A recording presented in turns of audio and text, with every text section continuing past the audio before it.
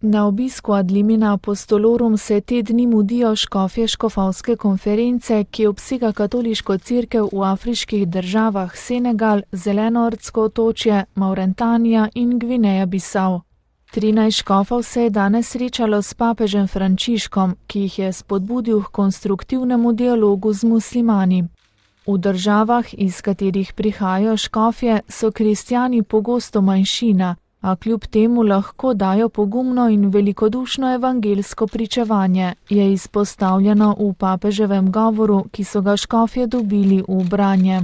Papež posebej poudari pomen zavzemanja za trdno ukoreninjenost krščanske vere med ljudmi, da bi se tako lažje zoperstavili določenim verskim predlogom, ki se jih z moralnega vidika lažje sprejme in so tudi bolj privlačni. Obsodi vrsto nevarnosti, s katerimi se zaradi pojava sekularizacije soočajo tudi afriške države.